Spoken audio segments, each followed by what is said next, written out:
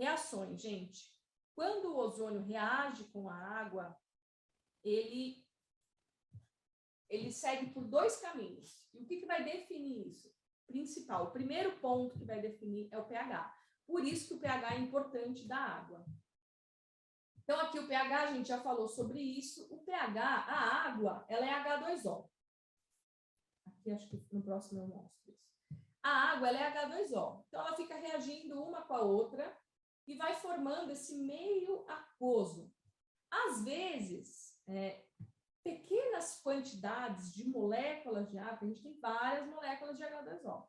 Algumas, elas se dissociam, que formam o H+, e o OH-, que é o íon hidrogênio e o íon hidróxido. Então, quando eu tenho uma água básica, significa que eu tenho mais íon hidróxido do que H+, do que íon hidrogênio.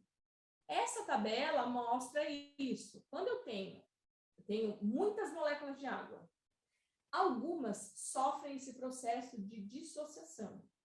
São essas moléculas que sofrem dissociação que fazem com que eu consiga medir qual é o pH desse meio. Se eu tiver nesse meio a mesma quantidade de H+ e de OH-, esse pH vai ser neutro. Ó, aqui está a mesma quantidade. Se eu tiver mais H+, consequentemente, eu vou ter menos OH-. Então, eu vou ter uma água mais ácida. Se eu tiver mais H+, ó, tá vendo? Aqui é 1, é mais. Se eu tiver mais H+, eu vou ter menos H-. Então, isso tem a gente chama do coeficiente de dissociação, ele tem, são vários cálculos empíricos que fizeram e mostraram que o máximo que pode ter é esse pH 14, é essa quantidade de H+ e de OH-. Então, quando elas são iguais, significa que eles têm esse pH neutro. O que é importante que a gente saiba aqui? Que, dependendo da quantidade de H+, o ozônio vai reagir de uma forma. Dependendo da quantidade de OH-, ele vai reagir de outra. O ozônio, ele vai reagir...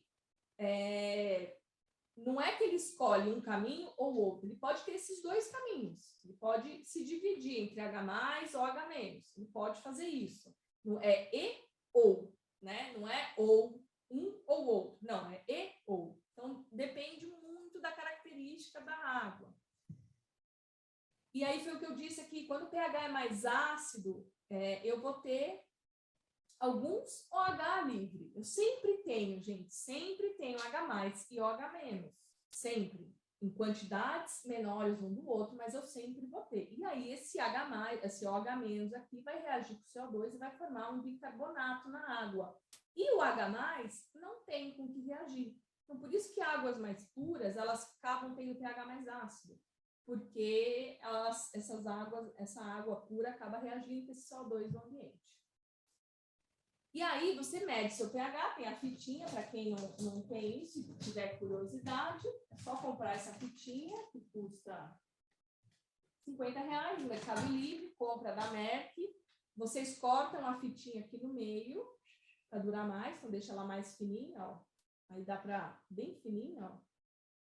Dá para usar mais. O que vocês fazem? Coloca isso na água e compara aqui atrás com o valor de pH. Então, vai de 1 a 7, de 7 a 14. Então, aqui você vai comparar e vai conseguir ver o quanto tem de pH. Não é lá aquelas coisas, né, como um digital, mas já dá uma boa ideia. Por que eu tenho que saber isso? Vamos lá. Porque, gente, como eu disse, o ozônio, quando ele entra na água, ele vai reagir com esse H+, e com esse com OH- ou com H+, isso vai definir o caminho que ele vai levar. Então, quando o ozônio entra na água e essa água ela tem pH neutro, 7, o ozônio vai fazer o seguinte, ele vai entrar e vai, primeiramente, reagir com os metais, ferro e manganês, e com micro-organismos. Não vai haver uma competição, porque ele é um pH neutro. Quando eu tenho um pH mais básico, eu tenho mais OH na água, esse ozônio, ele vai reagir com esse OH. Ele não vai reagir, ele pode reagir um pouco à matéria orgânica, mas uma boa parte dele vai para esse OH+. E o que acontece? Ele forma os radicais hidroxilas, que são esses daqui, ó. Depois que ele formou o radical hidroxila, ele vai matar a matéria orgânica, ele vai reagir com os bichos, reagir com as coisas todas.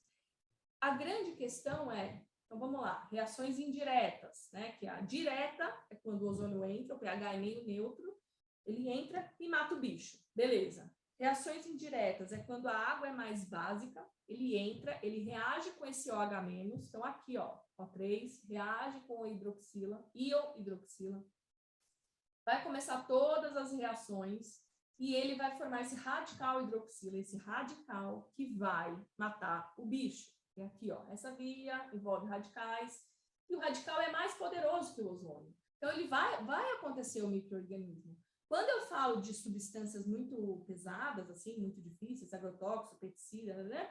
Eu formo bastante OH-, desculpa, e porque ele é mais forte que o ozônio, então ele consegue ter uma ação melhor, ele consegue quebrar essas moléculas mais difíceis, o que a gente chama de oxidação avançada. Então, quando eu tenho bastante OH-.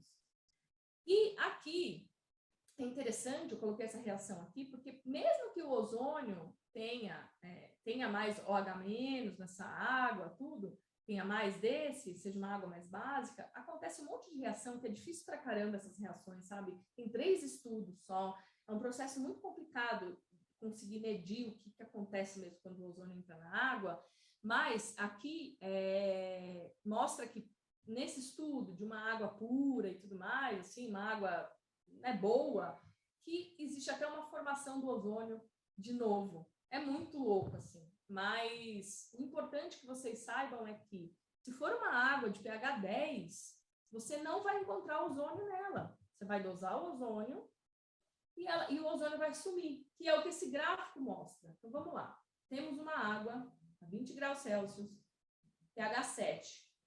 Dosei ozônio, ele vai ter um tempo de meia-vida bem grande, ó, 10 mil segundos.